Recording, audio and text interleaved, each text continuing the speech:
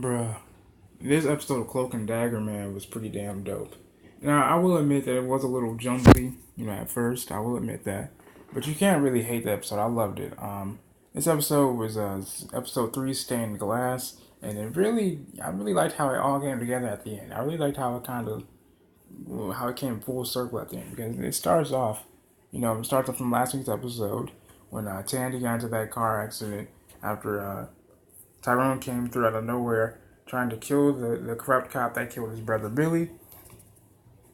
Tandy's like, okay, how the hell did this happen? Like, and Tyrone doesn't even know how he got there.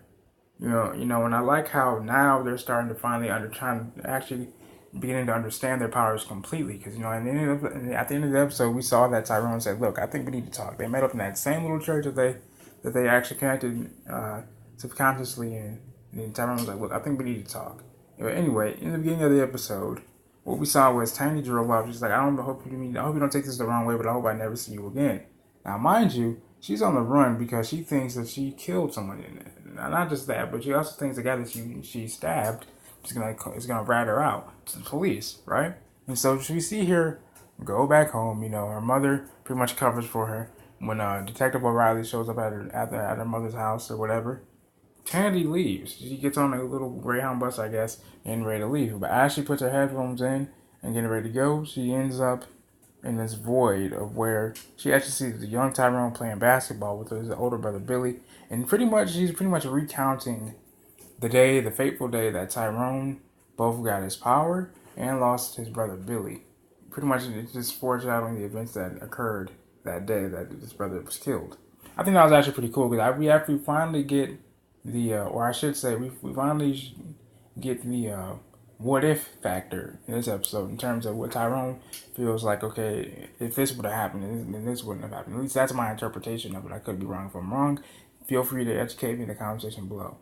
Then also, but on Tyrone's side, we actually see Tandy's father's death actually, and we see it about a good 3 times actually, 3 different outcomes, same different outcome, but 3 different ways. Same goes for Tyrone on his case, as Tandy sees.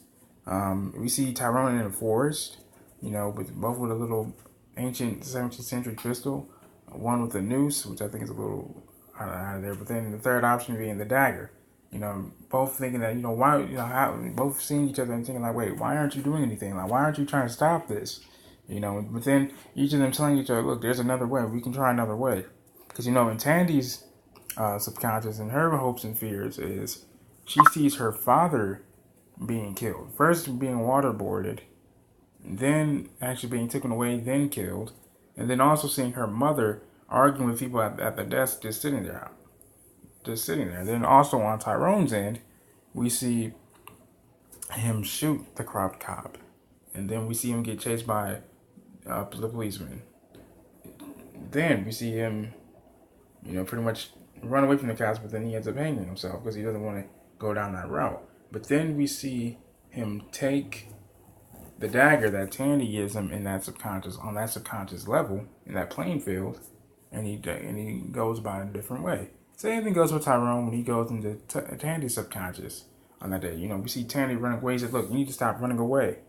There's another way about this. Because, on Tandy's side, we see the young Tyrone actually cry in like a little bit of like a cash and savings little spot, and a little vote where all these checks were being cashed. We actually see Billy give Tyrone, I believe, a check for his future, pretty much, because back in Tandy's and Tyrone's subconscious, she sees little Tyrone bouncing the basketball, and she's wondering, okay, what the hell is happening here?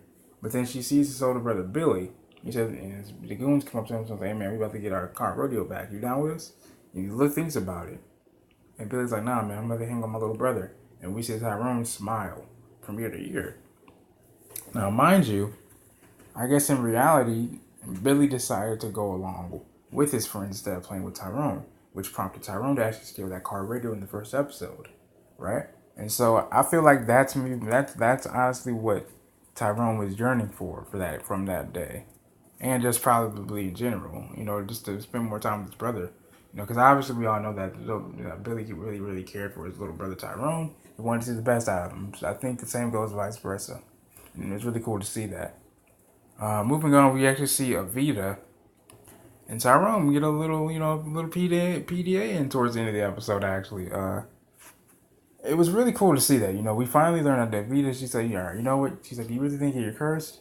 He's like, I don't really know. He said, "All right, I think I have an idea. I think I know someone that actually helps." So we learned that Evita's job is pretty much giving tours of old New Orleans, right? And so Evita ends up taking Tyrone to her aunt's house, who I believe is a voodoo priestess. And so she tells him, "Okay, look, you need to soak in this, close your eyes, and things of that nature." But before doing so, they're in the cemetery.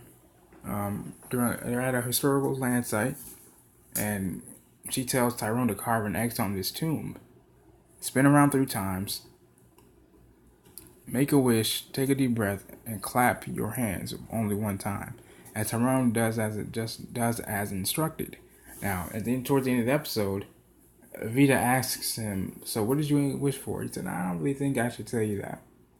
And then Evita says, "Well, one of my wishes came true this week." And Tyrone's like, "Wait, really?"